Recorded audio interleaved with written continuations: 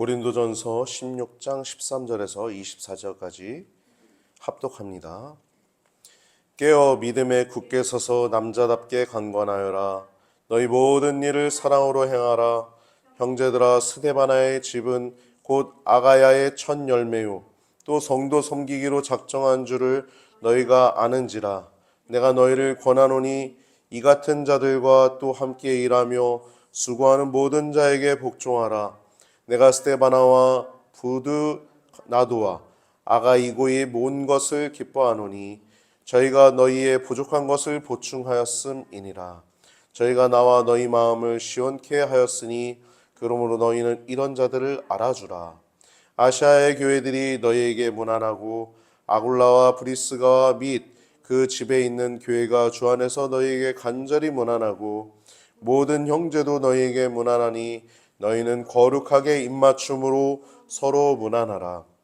나 바울은 친필로 너희에게 문안하노니 만일 누구든지 주를 사랑하지 아니하거든 저주를 받을지어다. 주께서 임하시느니라. 주 예수 그리스도의 은혜가 너희와 함께하고 나의 사랑이 그리스도 예수 안에서 너희 무리와 함께 할지어다. 아멘. 할렐루야. 오늘 본문을 통해서 나눌 제목은 권위 있는 목회자와 교회라고 하는 제목을 가지고 나올 때 여러분 큰 은혜의 시간이 되시길 바랍니다. 오늘 고린도전서 마지막 장이죠. 앞부분에 고린도 교회 안에는 가장 큰 문제가 분열, 분파주의가 있었죠. 그리고 음란함, 또 여러 가지 문제들에 대해서 사도 바울은 하나하나 결혼에 관한 여러 가지 문제들에 대해서 다 일일이 설명해 준 후에 또 은사들에 대해서 또 가장 큰 은사에 대해서 또 부활, 지난주에 부활에 대해서 오늘은 이제 마지막 권면하는 마지막으로 축복하는 내용입니다. 먼저 1절부터 4절을 보면 이 헌금에 대해서 얘기하고 있어요. 어디를 향한 헌금이냐면 예루살렘 교회를 향한 헌금이었습니다. 마게도냐나 다른 교회들에서도 받아서 그걸 전달했는데 고린도 교회도 마찬가지로 연보, 어려울 때 돕는 연보 헌금을 또 모으도록 했던 것입니다. 예루살렘은 그 당시에 기근이나 혹은 그 핍박으로 인해서 큰 어려움에 빠져 있었어요. 물질적인 어려움도 물론 있었던 것입니다. 그래서 유대인 교회를 위한 이방인 교회들의 헌금을 연보를 권면하는 것이 1절부터 4절에 나와 있는데요. 이것은 예수 그리스도를 통하여 나타난 그 복음이 원래 유대인에게 전해졌지만, 즉 아브라함에게 전해지고 그 이스라엘 야곱에게 그리고 이스라엘 백성에게 전해졌지만, 유대인에게 전해졌지만 그것이 지금은 이방인에게, 유대인 플러스 이방인에게도 전해져서 유대인이나 이방인이나 그리스도 안에서 하나, 서로 안에서 연합된 하나임을 알려주는 이야기이기도 합니다. 즉 이방인들이 유대인들과 함께 하나님의 백성으로 받아들여졌다는 의미가 될 수 있겠죠. 이사야서 2장 2절에 3절을 보면요, 그 말일에 그 하나님의 때에 이방인들이, 모든 백성들이 하나님의 산을, 하나님의 율법을 갈망할 거다. 그 시온의 대로가, 그 하나님의 말씀이, 그 생명수가, 그 보혈의 원천이 예루살렘으로부터, 율법으로부터 나온다는 말씀이 이사야서 2장 2절에 3절 말씀 보면은 하나님의 백성 안으로 들어오는 이방인이라고 하는 제목을 가지고 제가 써놨는데, 제가 읽어드릴게요. 이사야서 2장 2절에 3절 말씀 제가 적어놨습니다. 수서지에도 있어요. 말일에 여호와의 전에 산에 모든 산 꼭대기에, 말일에 여호와의 전에 산이, 그러니까 하나님 성전의 산이 모든 산 꼭대기에 굳게 설 것이요. 그러니까 모든 산들이 위험이 있잖아요. 큰 산은 큰 산들이 위험이 있는데 하나님의 전의 산, 성전의 산이, 하나님의 성전이, 그 산이, 예배드리는 그 산이 모든 산 꼭대기에 굳게 설 것이요 모든 산 위에 뛰어나리니 만방이 그리로 모여들 것이라. 많은 백성이 가며 이르기를 오라 우리가 여호와의 산에 오르며 야곱의 하나님의 전에 이르자. 우리가 그의 길을 그가 그의 길을 우리에게 가르치실 것이라. 우리가 그 길로 행하리라 하리니 이는 율법이 시온에서부터 나오고 여호와의 말씀이 예루살렘으로부터 나올 것임이니라. 아멘. 여러분, 우리가 받은 복음도 그냥 어디서 갑자기 생긴 게 아니에요.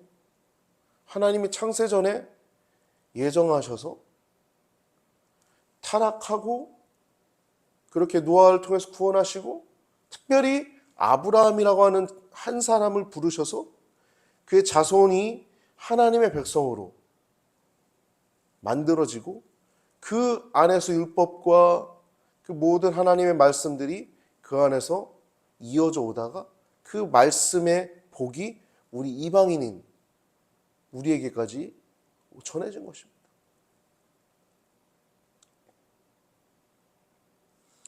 바울은 그렇게 이제 이들에게 연보하라고 얘기하면서 주일날에 16장 2절 보면 매 주일 첫날에 너희 각 사람이 이를 얻은 대로 저축하여 두어서. 매 주일 첫날은 주님이 부활하신 날을 주일로 지켰잖아요. 초대교회 때도 일요일을 주일로 지켰던 것입니다. 금, 토, 일요일을 주일로 지켰던 것이에요. 그래서 주일 첫날에, 그러니까 주일날에 너희가 모일 때, 바울이 자기가 고린도 교회에 도착하기 전에 매주 모일 때마다 너희들 이 헌금을 좀 조금씩 저축해둬라. 모아두라는 거예요. 내가 갈 때 갑자기 헌금하지 말고 그렇게 조금씩 잘 모아뒀으면 좋겠다는 얘기입니다. 여러분, 헌금은요, 자발적으로 하는 것입니다. 어떤 것을 헌금을 교회에 드릴 때 혹은 어떤 목사님께 뭔가를 하라고 드릴 때도 있잖아요. 그것도 헌금의 명목일 수 있잖아요. 그럴 때 억지로 하는 게 아니에요. 자발적으로 하는 것입니다. 자발적으로 헌금을. 하나님의 은혜에 감사해서 자발적으로 드리는 거예요. 자발적으로. 그리고 헌금을 향하여 사도 바울은 너희의 은혜라고 말하고 있어요. 내가 이럴 때 너희를 인정한 사람에게 편지를 주어 너희의 은혜를, 그러니까 바울은 같이 가지 않아도 된다는 거예요. 가서 그 헌금을 너희가 인정한 어느 한 사람 대표자에게 그 헌금을 가지고 내가 준 편지랑 가지고 너희의 은혜라고 그러죠. 너희 은혜. 헌금을 은혜라고 얘기하고 있어요. 헌금은 은혜예요, 여러분. 여러분이 드리는 헌금은 하나님께 내가 받은 은혜가 있습니다. 이렇게 드리는 거예요. 너희 은혜라고 표현하고 있죠. 너희 은혜를 예루살렘으로 가지고 가게 하리니. 그러니까 사도 바울은 지금 이 헌금을 은혜라고 얘기할 뿐만 아니라 이 헌금 전달을 자기가 직접 안 해도 상관없다는 거예요. 고린도 교회의 대표가 가야 의미가 있다는 것입니다. 고린도 교회의 어떤 다른 사람이 직접 이 헌금을 운반하는 것이 더 중요하다. 그런데 거기서 끝이지 않죠. 혹시 필요하면, 만일 나도 가는 것이 합당하면 저희가 나와 함께 가리라. 내가 필요하면, 꼭 내가 같이 가야 한다고 하면 내가 동행을 할게. 이렇게 얘기하는 것입니다. 그리고 5절부터 12절까지는 바울 자신이 이 고린도 교회에 방문해야 할 그 계획을 얘기를 하고 있습니다. 자기가 이제 마게도나를 지나 고린도로 가고자 하는, 그리고 근데 그 전까지 에베소에 유하고자 하는 이유, 그런 것들을 얘기하고 있죠. 자기가 이제 고린도 교회를 방문할 계획을 얘기하면서 사도 바울은 특별히 디모데 목회자의 파송을 얘기를 합니다. 디모데를 이미 보냈어요. 이 편지를 쓰기 전에. 육로를 통해서. 근데 디모데 목회자는요, 나이가 어렸습니다. 조금 젊었죠. 그리고 좀 소심한 면이 있었던 것 같아요. 디도는 좀 와일드하죠. 근데 그에 비해서 이제 디모데는 조금 이렇게 내성적인 부분이 있었던 것 같아요. 그러나 그에게 조심히 대하고 멸시하지 않고 잘 대우하라는 얘기를 하는 것입니다. 여러분, 목회자는요, 아무리 나이가 어려도 어른인 거예요. 할렐루야. 제가 이번 주에 어떻게 하다 보니까 믿는 분이랑 이렇게 이런저런 얘기하는데 그분이 그런 얘기 하더라고요. 예전에 다녔던 교회는 지금 다른 교회 다니나 봐요. 합신 측 교회를 지금 다니고 있는데 예전에 다녔던 교회는 명절 때 교인들이 몇 구역 혹은 몇 송 이렇게 줄 서가지고 목사님께 가서 인사하려고 기다렸다가 이렇게 했다고 하더라고요. 그게 나쁘냐? 혹은 좋냐? 옳냐 그르냐? 이걸 판단하고자 하는 게 아니라 그것에 대해서 가만히 돌아보서 생각해 보면 참 우습다는 거예요. 이분이 하는 얘기가. 요즘 시대는 그렇게 하면 정말 웃기겠죠. 불과 한 20년, 한 15년 전만 해도 그런 일들이 있었죠. 있었어요. 그런 교회들이 있었어요. 그리고 목회자의 권위는 또 그렇게 또 좀 과도하게 높여드린 부분들이 있었어요. 여러분 제가 그래서 이런 얘기를 했어요. 그분에게. 나이가 저보다 띠동갑이니까 12살은 많은 분인데 제가 그런 얘기를 했습니다. 권위적이지 않아야 권위가 있다 라고 얘기를 했어요. 이건 제가 묵상해서 정리된 내용이거든요. 최근에. 여러분 권위는요. 내가 권위적으로 해야 권위가 생기는 게 아닙니다. 더더군다나 요즘 포스트 모더니즘 시대에 뭐 직위가 그렇다고 존경하진 않아요. 존경까지는 안 나가요. 오히려 권위적이지 않고 사랑하며 섬기며 나아갈 때 더 권위가 생기는 것입니다. 할렐루야. 여러분 우리의 가정에서도 마찬가지입니다. 가정에서 아버지가 혹은 어머니가 권위가 있어야 되는 건 마땅한 일이에요. 그래서 가정을 치리할 수 있어야 되고 가정의 질서가 있어야 됩니다. 교회도 마찬가지예요. 목회자가 분명한 권위가 있어야 됩니다. 권위가 없으면 그 교회는 흔들릴 것이고 권위가 없다면 성도들은 그분의 설교에 은혜 받지 못하고 코웃음이나 치고 신앙은 절대 성장하지 않을 것입니다. 그럼 그것이 무슨 의미가 있을까요? 차라리 권위 있는 목회자 다른 교회로 가서 은혜를 받고 신앙생활하는 게 오히려 더 나을 수도 있어요. 맨날 거기에 억지로 앉아가지고 자기가 싫어하는 목사님 밑에서 설교를 듣느니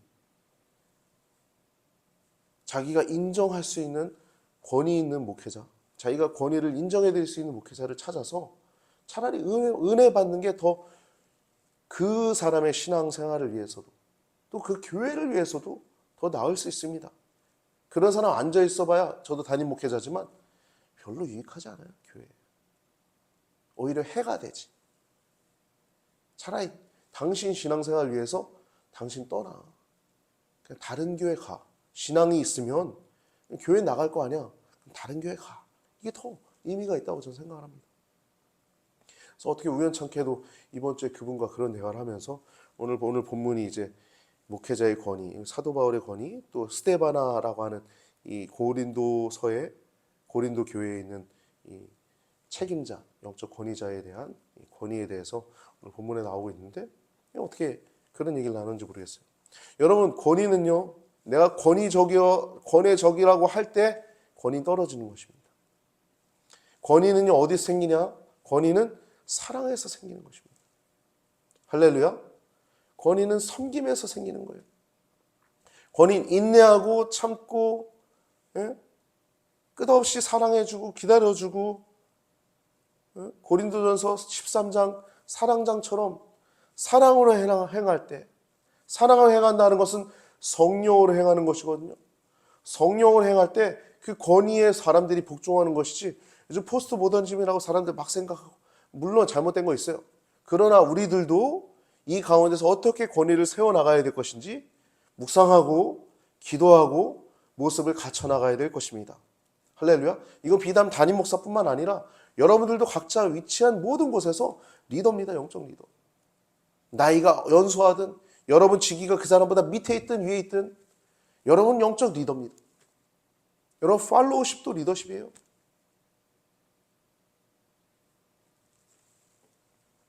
그래서 여러분 더욱더 권위 있는 존경받는 사랑받는 성도님들 되시길 주님의 이름으로 축복합니다.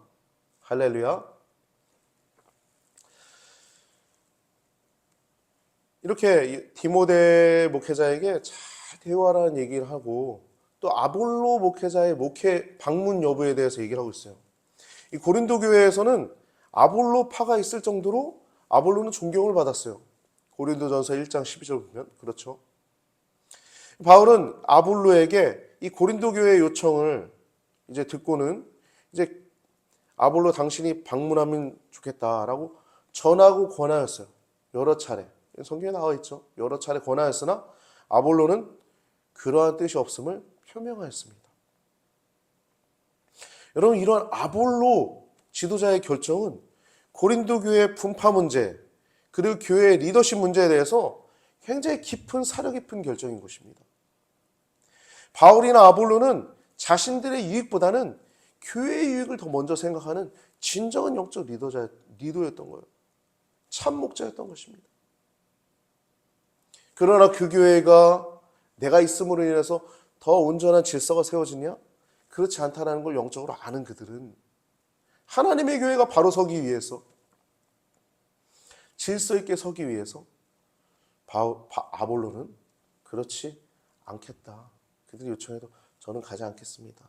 그렇게 아직은 가지 않겠습니다. 라고 바울에게 대답하는 모습들을 오늘 본문을 통해서 우리가 알 수 있죠. 16장 전체를 통해서. 그리고 13절부터 16장 13절부터 24절 마지막까지는 이제 마지막 권면과 문안 인사 그리고 축도의 내용입니다. 스데바나라고 하는 사람이 15절 그리고 17절에 나오고 있는데요. 이 사람은 고린도 교회를 책임지고 있는 핵심적인 지도자였습니다.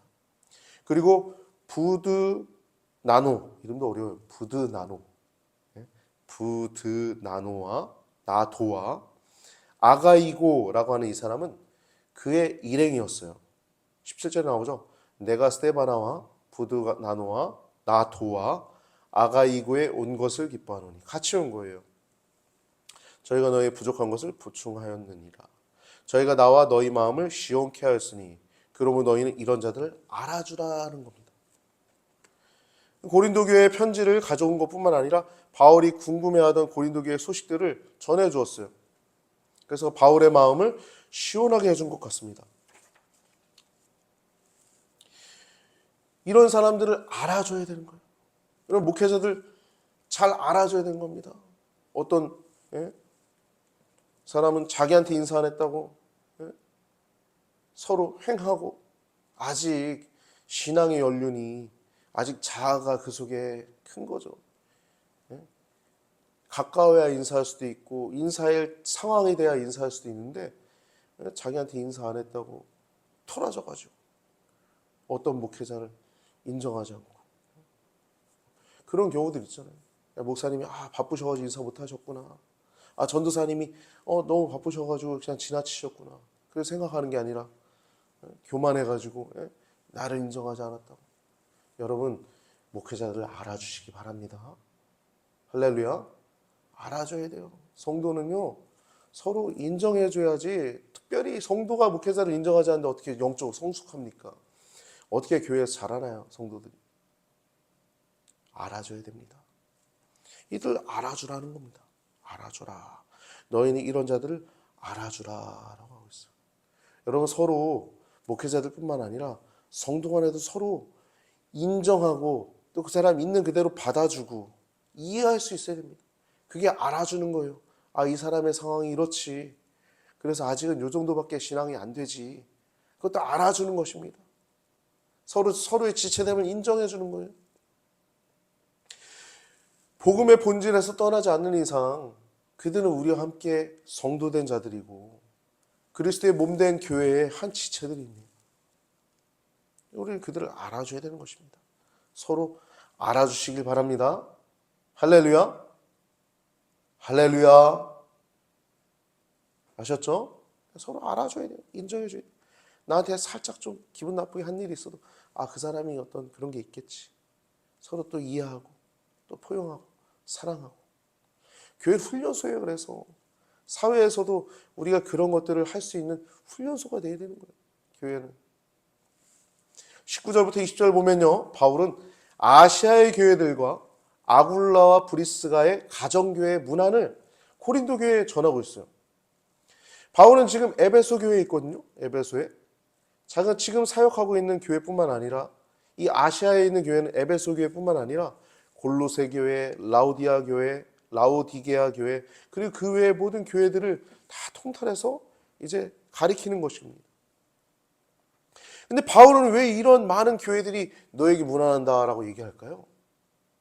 바울은 지금 이러한 문안 인사를 통해서 너희 고린도 교회가 홀로 있는 것이 아니라 많은 교회들과 성도들과 함께 하나님의 백성이라고 하는 가족적인 연대를, 교회라고 하는 그리스도의 몸이라고 하는 연대를 맺고 있음을 알려주고자 하는 것입니다. 찬양 중에 이런 복음성가가 있죠. 기대라고 하는 찬양인데, 주 안에 우리 나라 모습은 달라도, 교회는 하나인 거예요. 하나. 모습은 달라도 한 마음으로 하나님께 소원을 아뢰고, 한 마음으로 이 나라와 민족을 위해서 기도하고, 한 마음으로 이 한국교회를 위해서 기도하고, 한 마음으로 주의 뜻이 이 나라 가운데, 우리의 삶 가운데 이루어지길 위해서 기도하는 것입니다. 바울은 마지막으로 고린도 교회에게 13절 14절을 보면 깨어 믿음에 굳게 서서 남자답게 강건하라고 얘기하고 있어요. 믿음 위에 굳게 서서 남자답게 강건하라는 것입니다. 여러분, 깨어 있어야 된다는 것은 반드시 우리가 깨어 있어야 되는 것입니다. 이 세상은 세속주의와 혼란이 가득해요. 잠깐 정신 잃으면 내가 감옥 가 있을 수 있는 거예요. 잠깐 얼빠지면 그렇게 될 수 있는 것입니다. 깨어 있으라는, 깨어 있어. 세속주의와 그 혼란 가운데 깨어 있어야 되는 것입니다. 그 당시나 지금이나 똑같아요. 마지막 그날까지 하나님께서, 예수님께서 재림, 심판하러 오실 때까지, 다시 오실 그때까지 우리는 늘 깨어 있어야 합니다.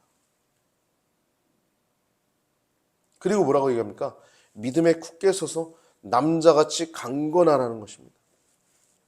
그 당시에는 지식인들이 멸시를 했어요. 야, 어리석다. 십자가에 달린 그 돌을 뭘 믿냐? 어리석어 보인다. 그러잖아요. 십자가의 도가 멸망하는 자들에게 미련해 보이라. 우리가 멸시를 당하는 거예요. 멸시를. 어리석어 보이고. 또 세력 있는 자는 또 핍박을 하죠. 핍박을 견뎌야 되는, 멸시와 또 핍박을 견뎌야 되는 큰 용기가 필요했던 것입니다. 그 큰 용기가 지금도 마찬가지예요. 성도는 영적인 전쟁을 하는 군인이므로, 영전하는 군인이므로 훈련하고 싸우는 자들입니다. 훈련은 어떻게 하는 겁니까? 교회 와서 예배 드리고 훈련하는 거예요. 계속 뿌리를 깊이 내리는 겁니다. 뿌리를 더 굵은 뿌리가 우리 안에 생기고 그 뿌리가 더 깊이 내리는 거예요. 그럴 때 우리가 영적으로 단단해지는 것입니다.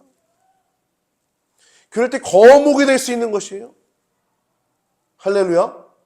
뿌리가 안 깊이 박혔는데 맨날 요만한 나무 되는 거지. 뿌리가 굵직할수록 그 거목이 되는 거 아니겠습니까? 남자답게 강건해야 되는 것이. 제가 한 영화를 보면서 제가 머릿속에 넣어놨던 한 문장이 있어요. 어느 영화인지 기억이 안 나요. 근데 그 중국 영화 같기도 합니다. 태산처럼 굳건하고 음양처럼 오묘하라 라고 하는 문장이에요. 제 마음에 확 왔었거든요. 메모를 해놨었는데 그 메모지는 기억이 안 나고 그래도 머릿속에 남아있었나 봐요. 태산처럼 굳건하고 음양처럼 오묘하라. 태산은 얼마나 큽니까? 클 태자. 태산처럼 굳건하고 음과 양처럼 오묘하라. 우리 성도는요, 우리의 삶 속에 굳건함도 있어야 되지만 음양처럼 오묘함도 있어야 돼요. 순수한 것 같지만 지혜롭고, 지혜로운 것만 같지만 하나님 앞에 순전하고. 여러분, 태산처럼 굳건하고 음양처럼 오묘하시길 주님의 이름으로 축복합니다. 할렐루야. 아름다워지는 거예요, 성도는. 그래서 그렇게 하나님께서 훈련시키시면 정말 아름다워집니다. 성령의 동행하심, 홀리 스피릿. 성령님과 동행하면 강해지는 겁니다. 아름다워지는 거예요. 멋져지는 거예요. 누구보다 강한 자여야 합니다. 그렇게 14절에 보면 또 너희는 모든 일을 사랑으로 행하라고 얘기하고 있어요. 사랑으로 행하라. 아까도 얘기했지만 여러분, 사랑으로 행하라는 명령은 갈라디아서 5장의 말씀처럼 성령으로 행하라는 말과 동일한 것입니다. 사랑으로 행하라, 성령으로 행하라, 같은 말이에요. 성령님은 사랑이십니다. 하나님은 사랑이세요.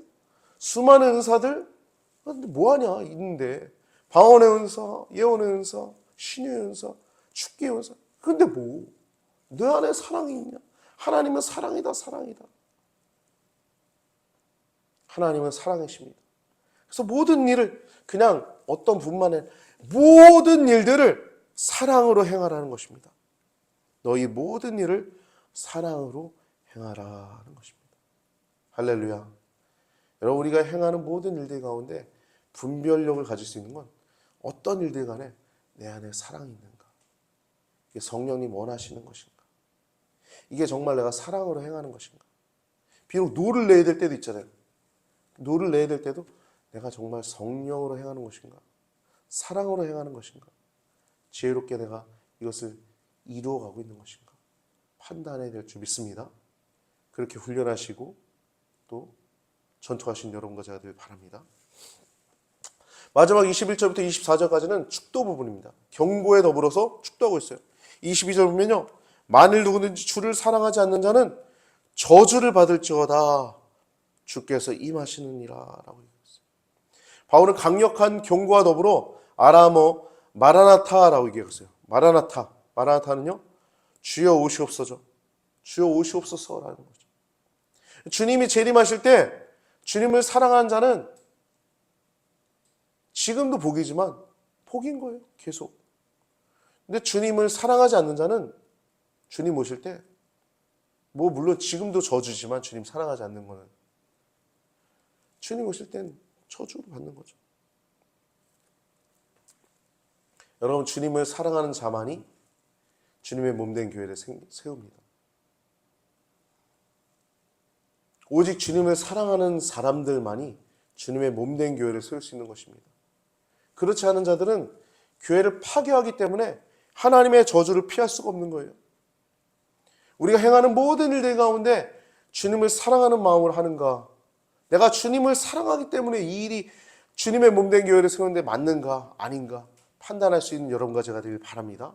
그리고 축복하는 말씀 23절 24절 말씀, 주 예수 그리스도의 은혜가 너희와 함께하고 나의 사랑이 그리스도 예수의 안에서 너희 무리와 함께 할지어다 라고 얘기하고 있어요. 예수님의 은혜가 너희와 함께하고 나의 사랑이 예수 안에서 너희 무리와 함께 할지어다. 바울은 이렇게 나의 사랑을 얘기할 정도로 그의 사랑은 인위적이고 자기 중심적인 사랑이 없었어요. 사랑으로 온전히 훈련받았던 사람입니다. 사도 바울은. 여러분, 참된 권위를 가질 수 있는 여러분과 제가 되길 바랍니다. 사랑의 권위. 자기의 욕심으로 섞인 사랑이 아니라 정말 하나님의 복음 때문에 교회를 사랑하고 이웃을 사랑하는 그 참된 권위 있는 목회자, 참된 권위 있는 성도, 참된 권위 있는 교회들 되셔서 세상의 빛과 소금 역할을 잘 감당할 수 있는 여러분과 저의 삶이 될 수 있게 되기를 우리 구주 예수님의 이름으로 축복합니다.